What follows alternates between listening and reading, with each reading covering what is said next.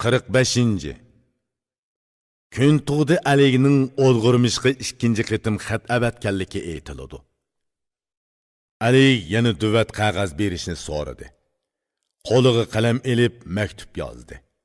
Xudoning nomi bilan so'zini boshlab, "Ey yaratgan, parvish qilgan, kechirgan egam" dedi.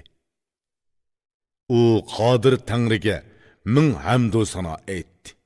U to'g'rig'imi, aygirigimi o'z hukmi azalini yetkizadi. Xudo yakki yegona, sof va poktur. U yo'qni bor qila oladi va borni yo'q qila oladi. Uni birla deb bil, tiling bilan maqta, diling bilan ishon. Ibodat qil, diling va tilingni to'g'ri tut. Nimani xolisi shuni qiladi, tilikiga erishidi. Nimani bo'l desa, u xolig'inidek bo'ladi. Bütün qimirlig'uvchilarga rizq beradi. Tiriklik bilan bir qatorda o'limni avatadi. Qadrlik yoki xor bo'lish uning hukmi bilan bo'ladi. Yana ulug'qimi, kichikkimi yo'l ochadi. Uning xolig'ini bilguchi yo'qdir. Avatgan qazosini to'sivog'ichi yo'qdir. Söyümlük peygamberge tümün ming salam bo'g'ay. Bu salomimni Xudo Rasulullah'a yetkizgay. Peygamberning bütün sahabalarıma salam. Xudoyim bu salomimni davomliq yetkizgay. Aligdin sana ko'p madhiya va salam. Olingni so'rayman, ey yetilgan aqlliq. Ko'ngil so'rab maktub yezib avatdim. Ahvoling qandoq, ey zerek donishman?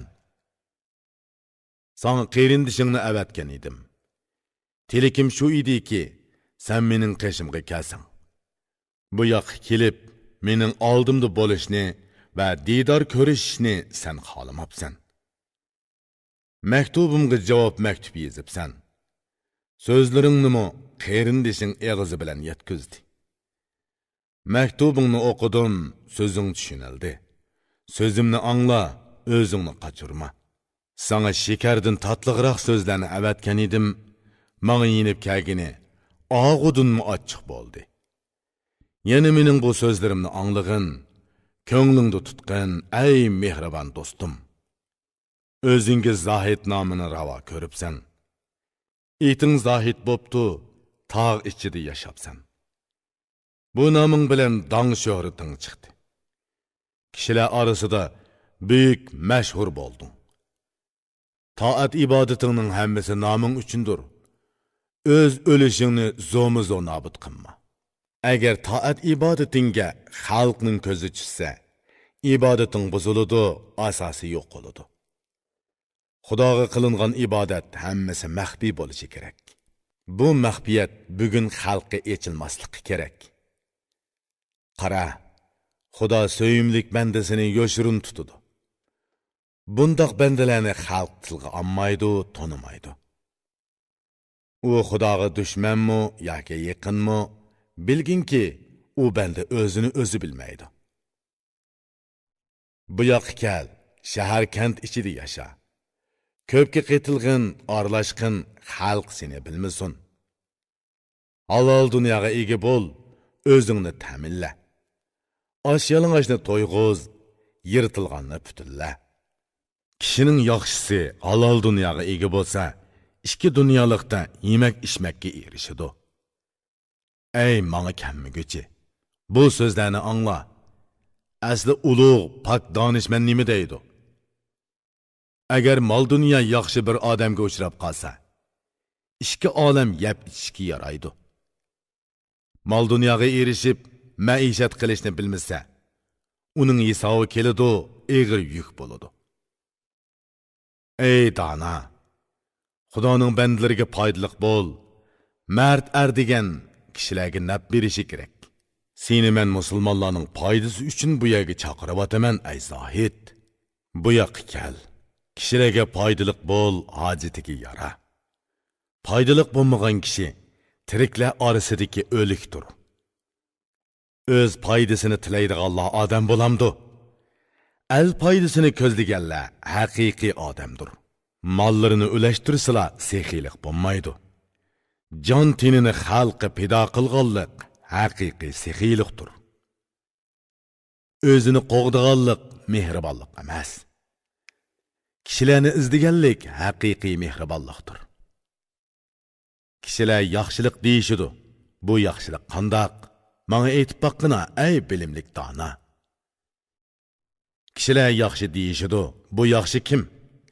Kishining dardiga davo bo'lsa, mana bu yaxshi kishidir. Ey dili ro'shan, bilimi cheksiz kishi. Bu so'zlarga qarab boq, aqlingni yetkuz. Nazar sol, bu so'zlarim chin so'zlarmi? Chin bo'lsa, havasni qo'y, tur bu yoqqa kel.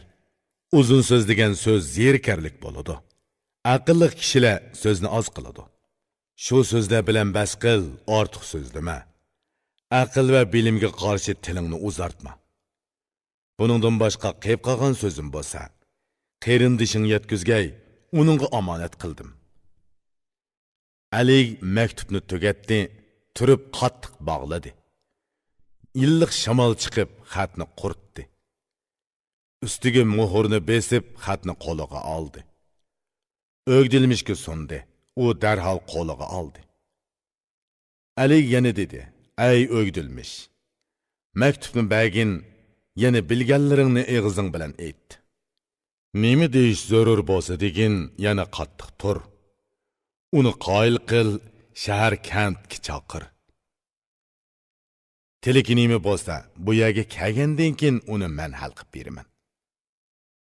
O'gdilmish xo'p deb o'rnidan qopdi va tashqariga chiqdi. Bu yaxshi do'st uyiga yetib keldi. Uyiga kelib ichkariga kirdi. Yeb ichib bir oz aram oldi. Rumi qizi Quyosh yuzini yerga yoshirdi. Olam gardishi rangining yuzidek qaramtul bo'ldi. Osmon butunlay qora qush tusiga kirdi. Dunyo butunlay qora qush peyini yepindi. O'rin silib yotdi, uzun xiyol surdi.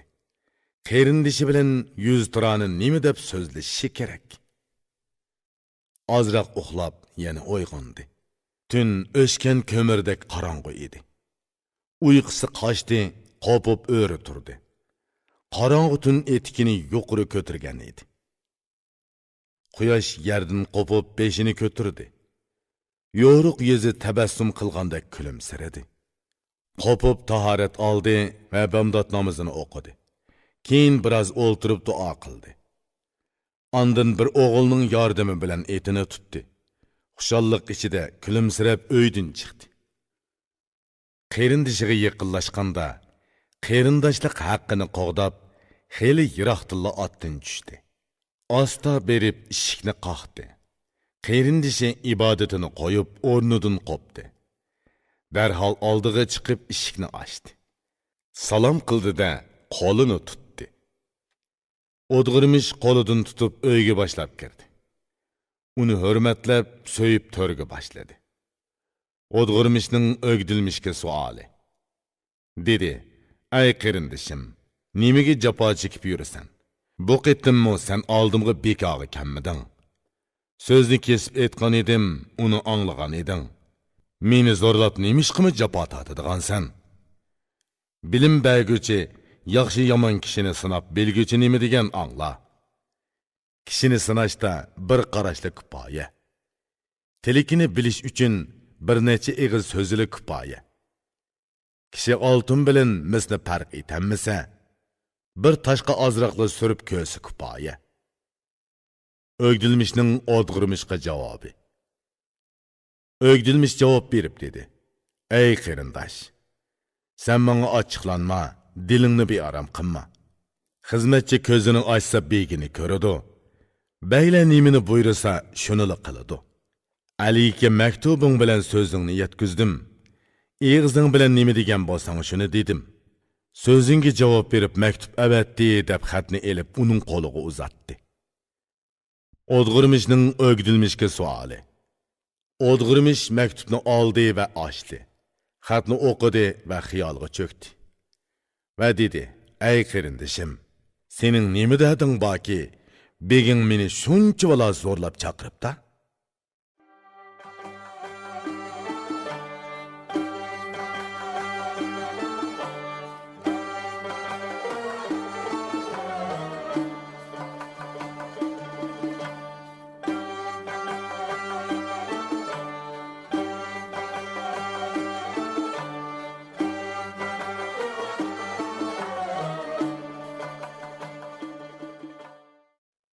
İrfan elektron şirketi turlik lug'atlarni chiqarib til boyligingizni oshiribla qolmay, bu xil asarlar bilan odam bo'lishning epini o'gitib, dil boyligingizni ovundirmoqchi.